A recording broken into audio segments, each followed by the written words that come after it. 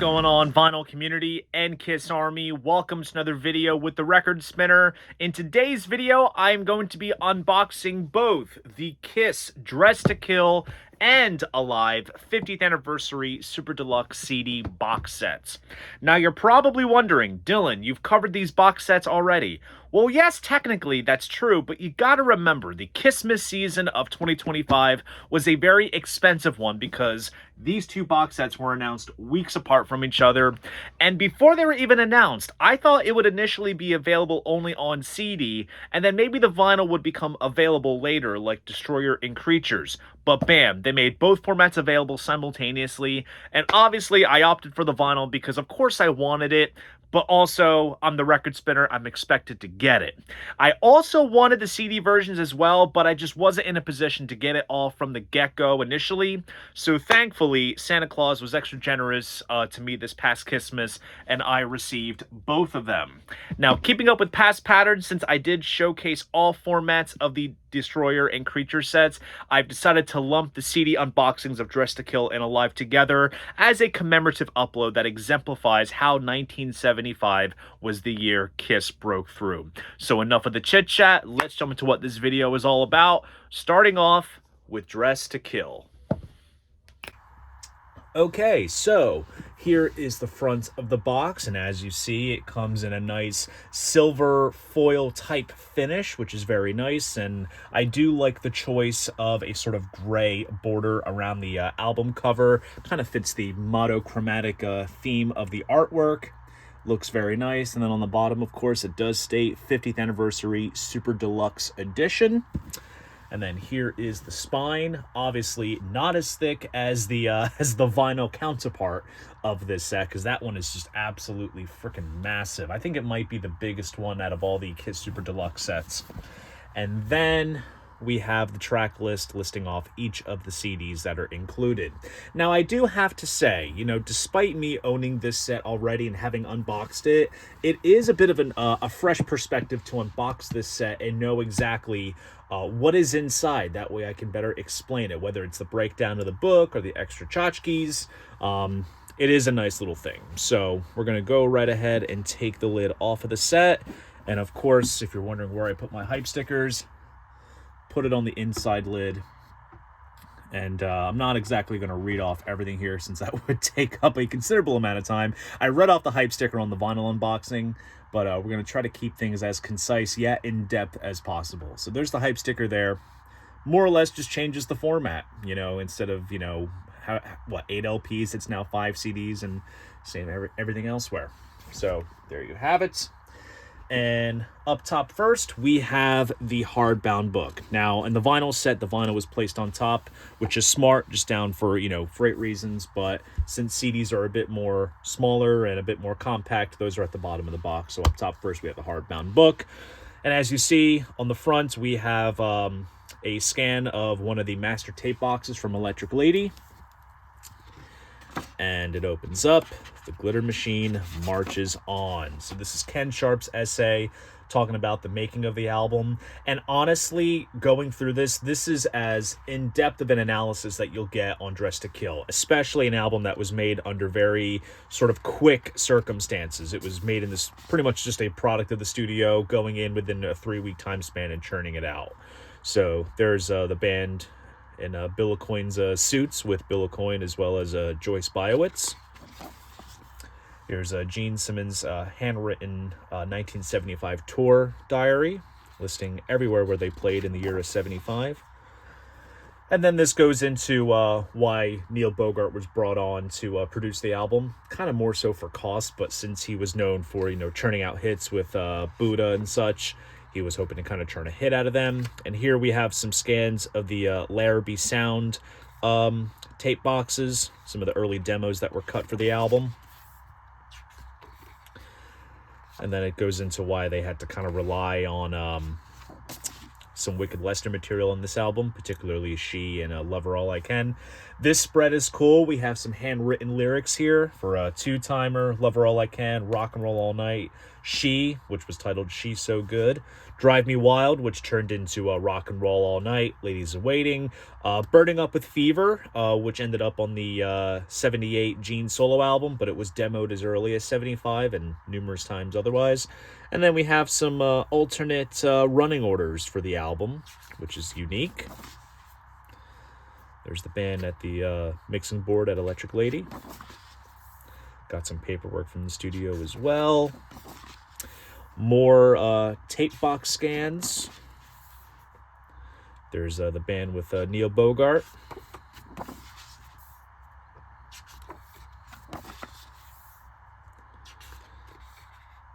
Then here's some outtakes from the Cream magazine photo session.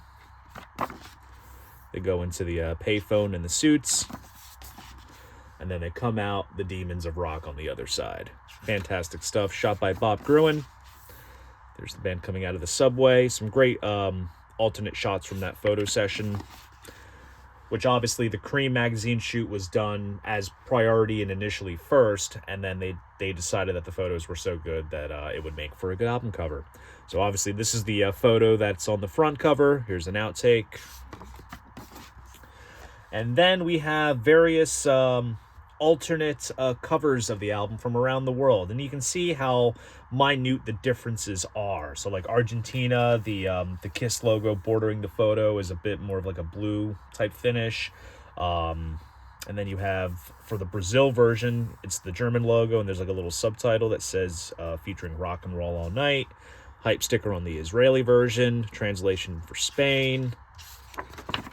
All kinds of minute stuff that collectors absolutely adore. Same with Taiwan. You have the translation on the very bottom. Even the original West German, before they did the Z logo, they just opted for like a sort of block style lettering for the band logo. That also appears on Destroyer as well. I have a copy that has that original West German logo. Then we have various ads for the album. Here's the original Casablanca ad, pointing out what other albums were on the label. He had Buddy Miles, Parliament. Then we have some 7-inch single minutia. We have various different picture sleeves from different countries and different center labels, varying from the Blue Bogart, the Tan Casablanca, Filmworks, all from different countries around the world, which is pretty cool. So if you're a collector, this is a sort of guide to knock off which ones you have in your collection and which ones to get. Then we have some great live shots here. And this was during the time frame that they were still wearing the sort of debut hotter than hell outfits, because then they debuted their new outfits at Cobo Hall. Various different cassette versions of the album. Then this talks about their homecoming shows at the Beacon Theater, which was a big deal at the time. Ticket stub there, which is very cool, from Ticketron. More shots, some great color photos, fantastic shot of Gene breathing fire, cool shot of Paul and Ace in the middle here. I think these were taken by Chip Rock, I believe. Fantastic shot of Gene right there. Then it talks about the Midnight Special, which they appeared on around April 75, which culminated with Peter destroying his drum kit at the end of Black Diamond. Cool shots of Paul, Ace, and Gene. This photo of Paul, I believe, is one of the same ones used in the booklet for Alive 2, the Evolution of Kiss booklet. Then we start getting into Alive territory. So obviously, because the Alive album sort of germinates from the Dress to Kill era, you know, it's worth acknowledging that, you know, it's part of the time frame. So we obviously have a picture of the front cover image from Alive. And then these are some shots taken from the Michigan Palace, where they shot the promo films for Come On and Love Me and Rock and Roll All Night. Various backstage shots from Cobo. Talks about the Kobo Hall show and the significance behind it. Obviously, Kiss's first sold-out headline arena show. They recorded it for Kiss Alive, despite the fact that none of it appeared on the album, but we'll go into that at a different time. And then here's a cool wide stage shot there. You can even see the little video camera setup, since there is some footage that circulates from the show. This is cool. This is the sound engineer set list that indicates, who kicks off which song, who sings lead on it. So that's pretty cool. Absolutely love this picture of a fan with his sort of Batwing jean jacket standing outside the Metro recording truck. Then goes into a little bit about how Kiss and Rush toured together. So they, I think on Rush's last show with them, they kind of went on stage and threw some pies at them, as you can see there. So cool little timepiece. Then here's a bit from Cream magazine. More shots from Kobo. And then a little recap on the album and the time frame. And then here's all the credits. So if you want to talk about minutia and odds and ends, I believe this hardbound book, the one that you get in the CD box, I'm sorry, the vinyl box, is the same as what's here on CD, because obviously it doesn't notate, sides 1 and 2, disc 1 or disc 2, so, which kind of makes sense. That way they can make as many books as possible and not have to modify it too much, and make things too specific for the format. And then it wraps up with a nice band photo on the back, and another tape box scan. So the heart and soul of the box set is hands down the hardbound book. It's a beautiful piece of publication, just makes it all worthwhile. So let's go back in here. And inside we have a replica of Gene's tie that he wore on the album cover. This was property of Bob Gruen, so they replicated the pattern and made a replica tie that you can definitely wear at the office party. And then we have some newly designed buttons, which I will actually take out and show you guys. Just because, when you move them around, they provide some different graphics. So there it says Paul Rocks, and then when you move it, it morphs into the Kiss logo. And then same deal for Gene. Then there's Ace. And then there's Peter as well. And these are in their individual resealable bags.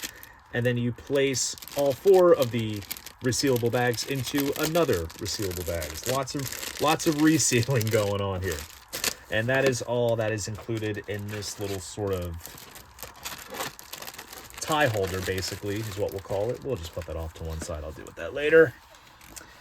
And then inside, we have a sort of alternate rendering of the original Dress to Kill press folder. I believe the original one was black and yellow, but because it's the 50th anniversary, they made it black and gold, which is a nice, unique touch. And what do we have here? So, let's see. We have an album cover sticker. We also have a couple of patches. There's one for the road crew, as well as the logo and the band name. And actually, I'm going to push this box out of frame. Here is the sheet for when publications wanted to review the album. They would use these graphics to put in their magazines. So obviously, we have different, sized renderings of the logo, the album title, the Casablanca logo, little description in the album cover. So I was really stumbling on this. I was like, what exactly is this, when I did the vinyl unboxing, and then someone in the comments clarified it. So that's what that is. And then we also have a replica ticket from Kobo Hall, which is pretty cool. Definitely not exact size. They kind of blew it up for scale, and obviously you can see where it was torn on the bottom. But that's there. And then this is a fold-out poster, and this is the poster for the Kobo show, which is very cool. And then we also have another fold-out poster, and this is, this is the promo poster. So it says, "The demons of rock and roll are dressed to kill." When I see that phrase, "the demons of rock," I always think of that Hotter Than Hell commercial, because you hear that voice, "Kiss the demons of rock." And then here are some coasters that are customly designed. Now, the wax, like, resealable paper that these are housed in is super delicate, and one false move, you'll tear it up immediately, so that's why I am being super careful on camera, and I'm showing these all to you. So here's the one for Paul. It says Paul is dressed to kill, and what's cool is they use the original Blue Bogart center label as the backside, which is very nice. So then there's Peter. Peter Criss is dressed to kill. There's Ace Frehley, dressed to kill. So here's a little fun fact for all you Kiss vinyl collecting label variant freaks. Can you tell me in the comments what exact pressing this label is from? Are there any indicators, whether it's text or how it's laid out, color? I know that there's collectors out there that really go nuts over that stuff, so if you know, let me know in the comments. So that's the coaster. Then we also have a backstage pass for the Long Beach Arena on May 31st. There's actually a really good bootleg of this show that exists, which is fantastic. Then we have a Spring Tour 75 backstage pass. I believe a rendering of this was also replicated for the Kissology Volume 1 DVD. So you can see they have red lips on this one. So it's kind of different. Then here is where the ephemera starts to get a little interesting. So we have a hotel key fob that says Kiss is dressed to kill. I guess you would put this on your door if you want some room service. Wink, wink, nudge, nudge. And then here we have a license plate that says Kiss DTK, dressed to kill in New York. So you can put this on your bike when you want to ride around. Show everyone that you're representing. And then we have some guitar picks. So here we have the one for Ace. Logo on the back, same across the board. There's Simmons with the $sign for the S. Here's one for Paul. And then, even though Peter Criss is the drummer, he gets a guitar pick as well. Because I'm guessing throwing drumsticks into the box would have made it a little extra costly. And then we have another poster. And this is another shot of the band at Electric Lady, which is very cool. Great shot of the guys there with the logo and album title. Here's one of my favorite bits of ephemera. This is the Japanese ad, which looks really cool. Very nice. Here is the iron-on transfer that you can put on a t-shirt. So if anyone was lucky enough to get an extra iron-on transfer in their box, then you can put that on the shirt. I honestly would put this on the shirt, but I'm keeping this intact. And then we get to the real replica bits of memorabilia. So these are some press photos that were included in the original press kit. So this is obviously the same image that appears for Hotter Than Hell. And then here we have a couple of live shots here. Some of these, I believe, were colorized in a hardbound book just by looking at them. Here's another photo. And then here we have a press write-up on the band from up to that time, which uses the same photos. Love the way that this is designed and laid out. This is really nice. Just screams 70s. So that is the press folder. I'm going to put these things off to the side. I'll put these back off camera. Go back to the box. And we have here the extra envelope of other bits and pieces that we'll open up and take a look and see what's included. So here is the sort of lenticular print of the album. It gives it a slight sort of 3D effect, which is cool. Here we have a newly designed bumper sticker. Kiss is dressed to kill. And then we also have a magnet set. And these are die cut too, so you can kind of punch these out and they have a cool like size and shape to them, which is pretty cool. Obviously, I'm keeping these intact. I won't put these on my fridge. And here is the mobile that you put together. Now, I believe these were newly designed for the box. And obviously, like, you would assemble this, and it's kind of like a record store display piece. You would just hang it up from, you know, from the ceiling. Oh, that's cool. So they went ahead and they referenced both the front cover, and then they did the negative version from the back. Which, not gonna lie, I did not notice that when I unboxed my vinyl set. So even though I have both, I'm still discovering new things. And then we get to one of my favorite pieces of the set, and that is the Gotham Rock City News paper. And this is just a track-by-track breakdown of all the songs in the set, you know, between the original album, all the demos, as well as all the live stuff. So each band member sort of comments on the main songs themselves, and then when it comes down to the live material, Eddie Kramer says his piece regarding each track, what stood out, and everything. This is always a fun read. I always enjoy this part of the set. And then here we have some color photos. There's Gene there. These are absolutely stunningly sharp. These look great. Great shot of Ace there. And here is Peter with his kit. Very cool overall. And then this is a reprint of the Kiss comic that appeared in Cream magazine. And obviously this was what the album cover photo shoot was initially destined for. But like I said, they liked it so much and they kept it. So it's fitting that it's included here.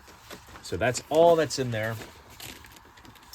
And on the bottom here, we have the CDs. So here is where sort of my criticisms lie. So obviously, you know, they went ahead and sort of made it like a mini LP, which is nice. And they add the distinguisher that it's the 50th anniversary Super Deluxe edition. The layout isn't quite exactly like the original LP. They ended up taking some of the credits that were on the bottom part here out.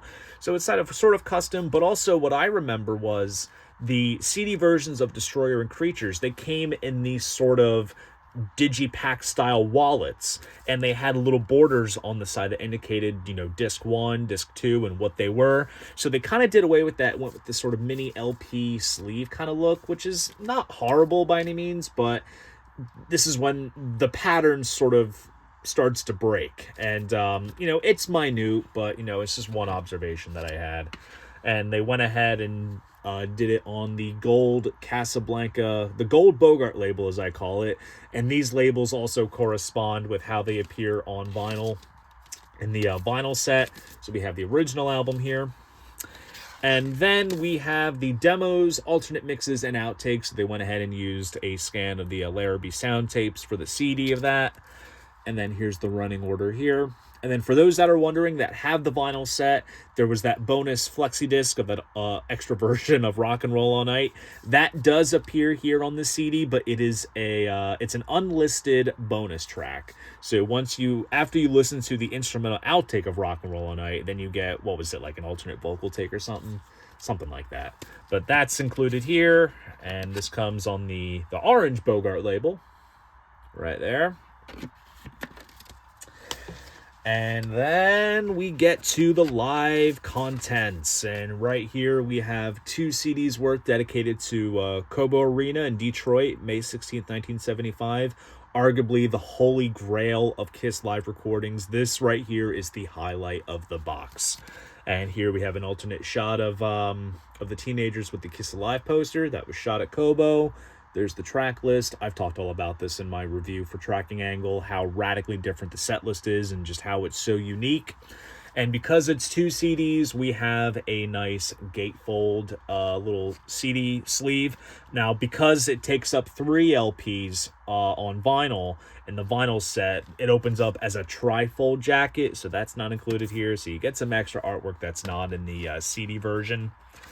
And then here is the disc for that. This is on the Lavender Bogart label, as you can see there.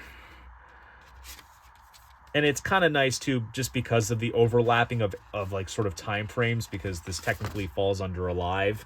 They went ahead and used that stencil font for notating what each show is, but keeping up with how the album title of Dress to Kill is laid out on the original labels as per the coasters. And then we get to the first show in Davenport from July 20th, 1975 at the Onkyo Orpheum Theater.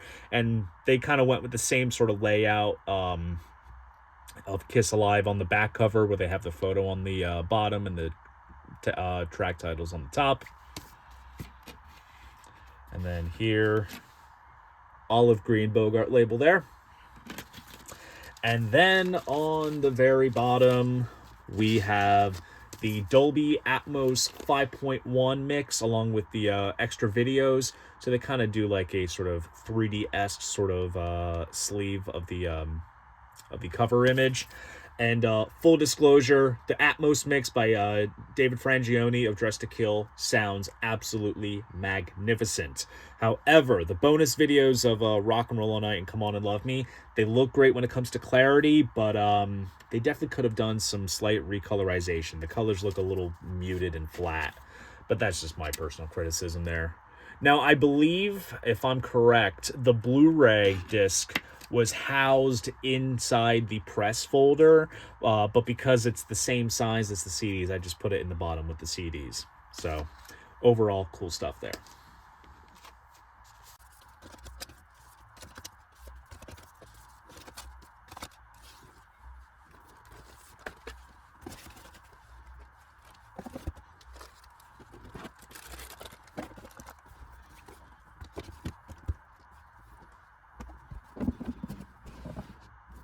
And that is Dress to Kill.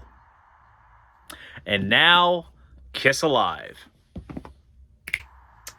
All right, so as you see here, the color choice for the Alive box is a nice sort of maroonish red. Kind of matches the sort of colored lights here that you see, but obviously silver foil finish brings out the makeup designs absolutely perfectly, depending on like which way you look at it. It just kind of brings it out a bit.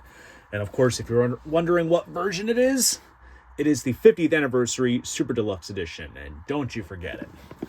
And here is the spine of the box here. Obviously, same size, I would say, as the Dress to Kill CD set, but obviously the vinyl version just is freaking monstrous. And then here we have the back, which is just a cropped photo of the teenagers from the album cover. And it lists each disc here for the original album, some of the shows, the bonus material, and the Blu-ray audio as well. So overall, very cool. And let's take the lid off. And then same deal, the hype sticker is placed in the top corner here. It looks like it's starting to come off a little bit, so just flatten that out. Same thing as what's included on the vinyl set. They just changed the format, so instead of 8 LPs, we got 4 CDs worth, along with all the tchotchkes and what's included, yada, yada, yada. It's all there. And first up, we have a little sort of lithograph of Peter Criss's original bass drum head from the Alive album cover. And this drum head is actually property of John Five's Kiss collection. So we went ahead and sent it out to get a nice photograph of it. And that is included here. So nice little start to the set. And then we have the Kiss on Tour 1976 tour program. Now, to distinguish it from the real deal, it's notated that it's the 50th anniversary edition. And this tour program started being sold at the 3 Kobo shows from January 1976. And it's just a great sort of flip through of band shots, little write-ups on each of the band members, which is really cool. And then here's a nice big wide spread of the moment of the show during Black Diamond when Peter's drum kit levitates. Various cool pictures. That's a great shot of Ace right there. That sort of out of focus, fuzzy kind of look. Shots of Gene doing his bass solo. Always love that picture, that out of focus shot of the audience with the one fan holding the Kiss banner up front. That's awesome. Destroyer, coming soon. Watch for it on Casablanca. By this point, when this program started being sold, Destroyer already had started being recorded. And then that's the back of the program. Band doing the bow. Nice that we have a replica program, because the Destroyer set, obviously the Creature set as well, had replica tour programs for the tours associated with those albums. So then we lift up the ribbon. Let's take out the contents. Whoops. Push this off to the side, and let's see what we have here. So this is one of the master tape boxes from Electric Lady for the album, and it's dated to July 23rd. I think that's for the Wildwood show, I believe, and it even says it on the spine here too of the hardbound books. So maybe they went ahead and used those for the front. So then we open it up, and it says, finally, live records come into their own. And that is the truth. You know, I sing Kiss Alive's praises so much, but it really did start that 1970s double live album trend that everyone would follow suit after, with Aerosmith, Peter Frampton, you named it. So then here's Ken Sharp's essay talking about the background behind the album, getting Eddie Kramer on board. Here are some of Eddie's handwritten notes for the shows. There's even some typed up lyrics. And is there I could have sworn there were stage raps written out as well. But no, these are just lyrics. And then at this point, things were kind of hairy with Casablanca, and that is the letter that the label received from Rocksteady, saying that if they weren't paid, they were going to sue them. But obviously, things changed.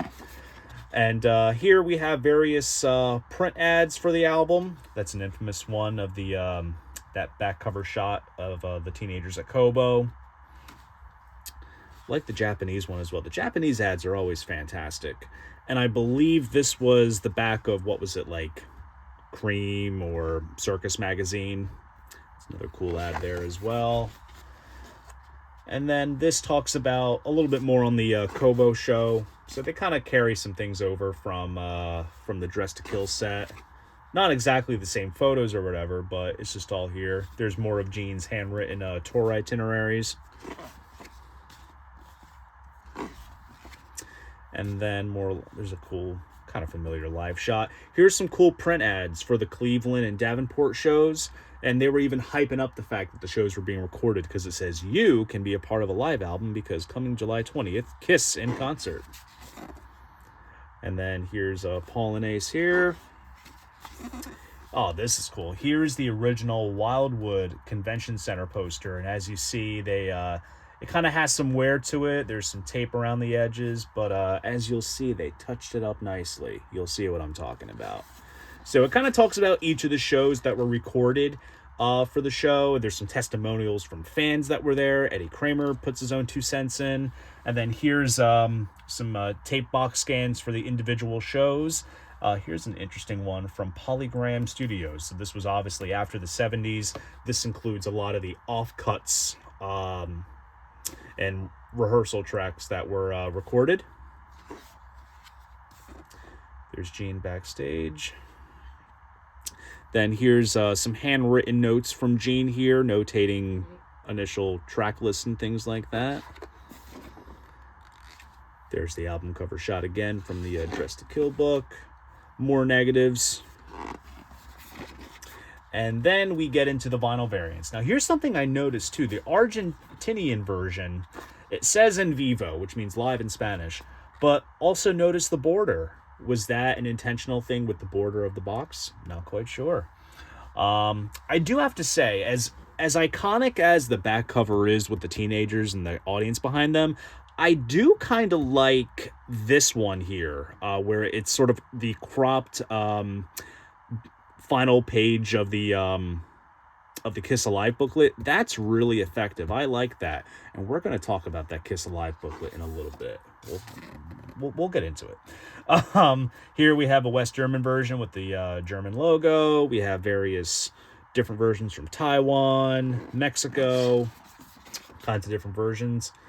Here we have some shots of Ace and Gene. Here's a cool color shot of Peter. Various backstage shots. There's another shot with the teenagers in the poster.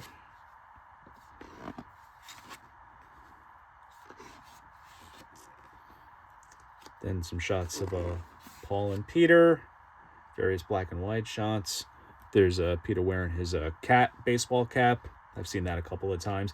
This is a cool, like little odd candid shots like this. Like, yeah, like the angle's kind of crooked, the flames are there, but just seeing it up that close is just really awesome.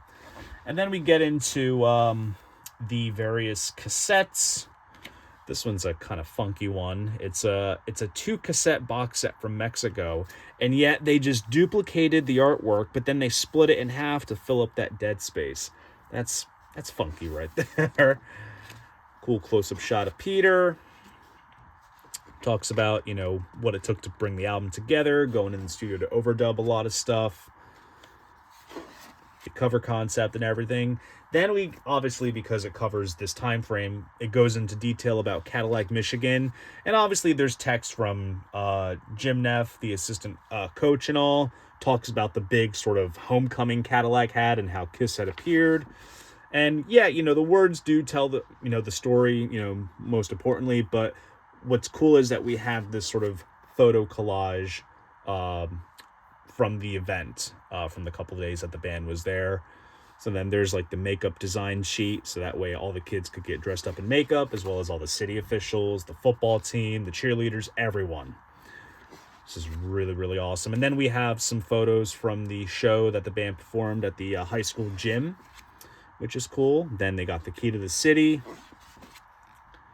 Some more photos there. And then they took off on the helicopter. That's the handout that flew out of the helicopter once they were off the ground. Then we have some 7-inch minutia, various labels and picture sleeves. There's a blow-up of a picture sleeve from Spain.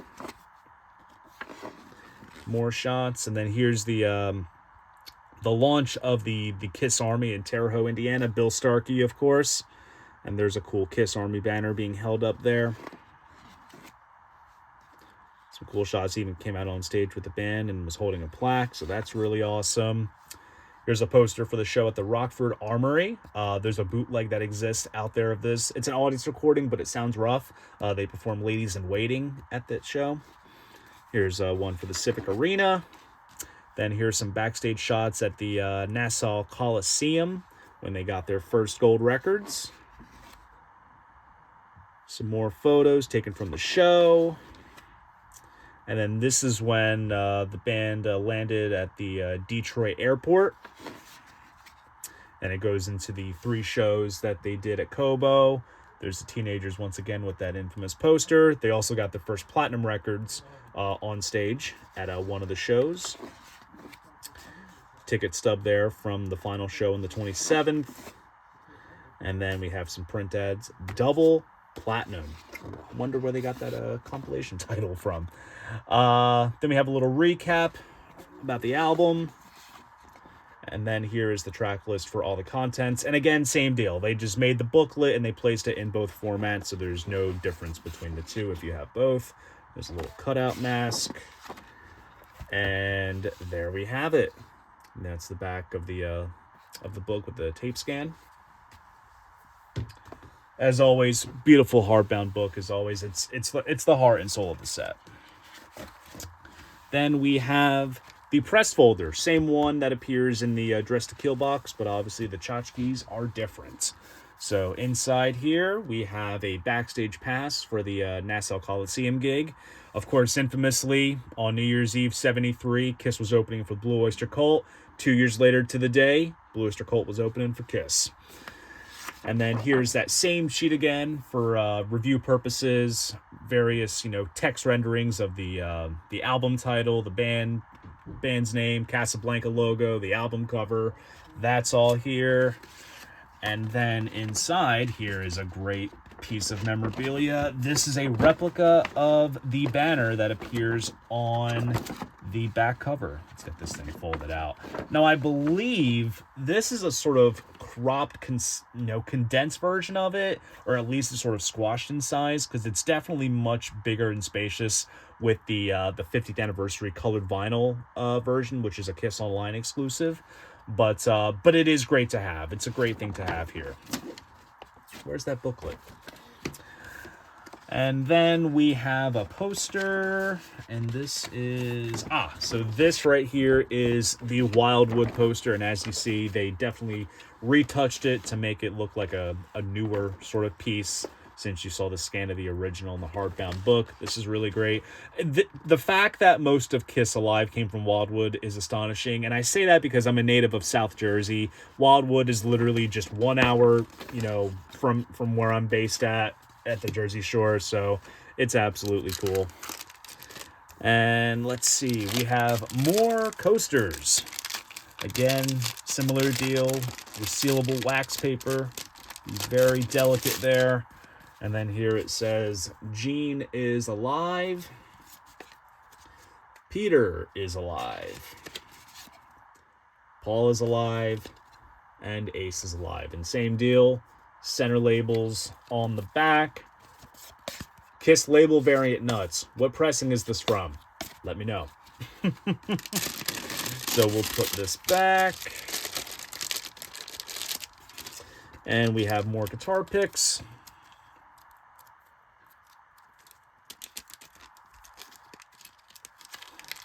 Get these out of the bag. Come on, get out of there. All right. So these have like a red sort of marble kind of look to it, which is cool. There's the Simmons one, Kiss logo on the back. Here's the one for Ace. Here's Peter's. And here's Paul's. So it's nice that we have those picks there. Let's put these back in their little resealable bag. If you run out of guitar picks, you know where to go. Here is a ticket stub for the show in Cleveland at the Music Hall. Here we have a backstage pass for the Cobo Arena, the May 75 show in particular.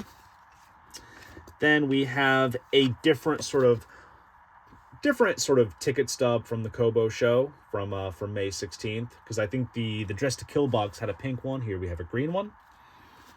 And then here is a replica ticket of the Wildwood show. So that's cool. And then open up. Here is a fold-out replica poster from the Cleveland Music Hall. So that's there. Here we have another iron-on transfer. This one sort of has like a bootleggy sort of kind of look to it, but it still looks great. And then we have some black and white photos. So there's Gene, there's Ace, Peter, as well as Paul. So great black and white photos.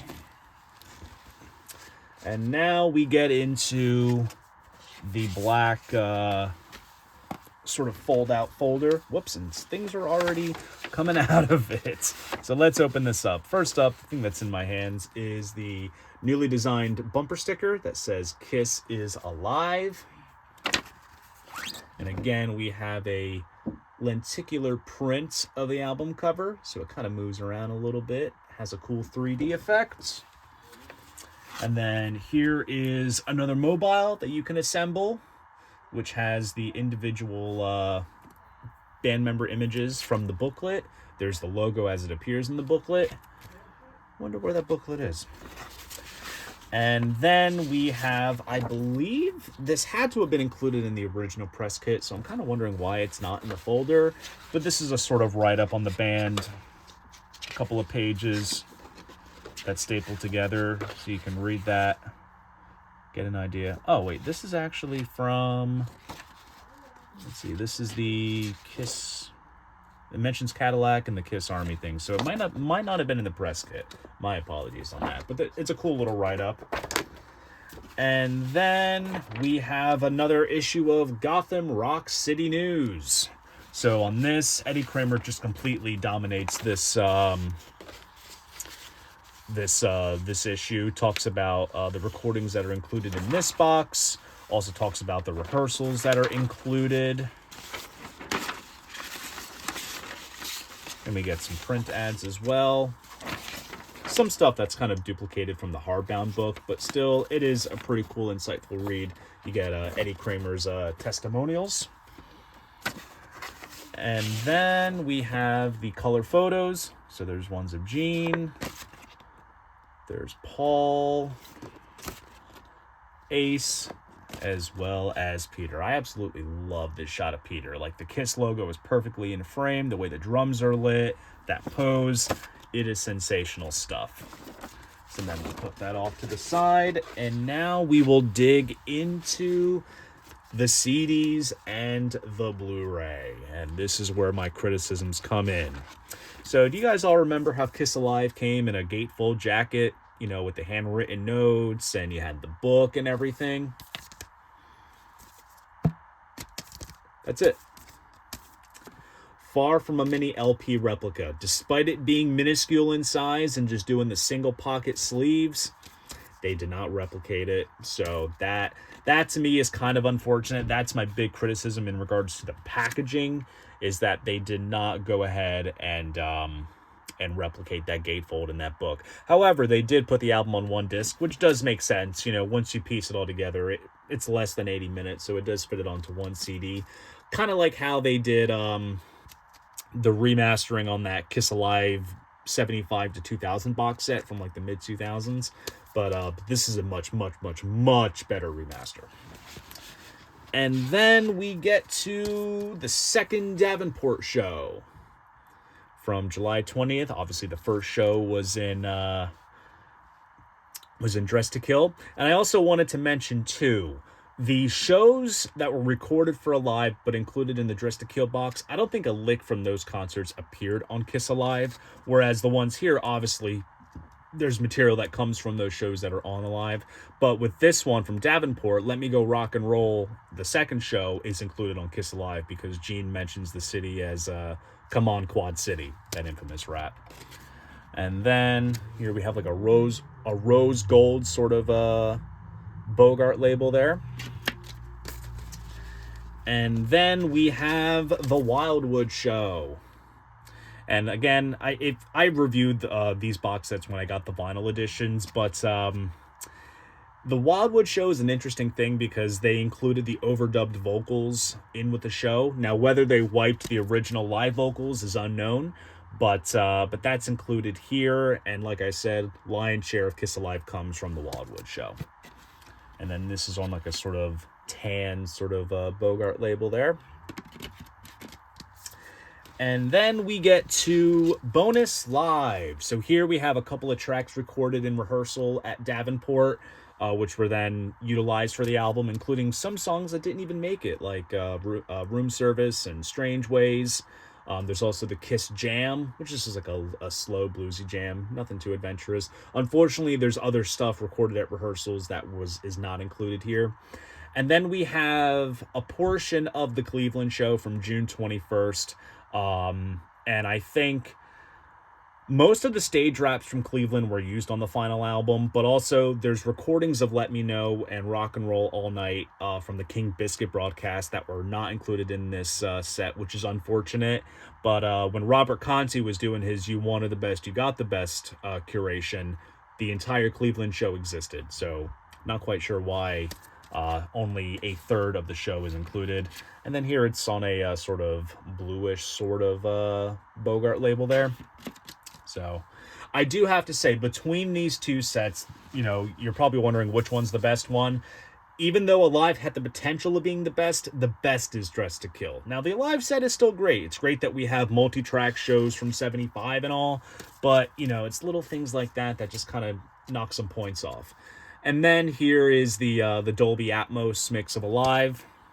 And if you want to know my thoughts on the Atmos mix, you can read my tracking angle review. Way too much to dive into in this video since we're getting to the tail end of the unboxing. But they're same deal. They kind of did like a 3D style rendering of the album cover, which is great. And again, this was included in the press folder, but because it's a disc like the CDs, put it in with the CDs.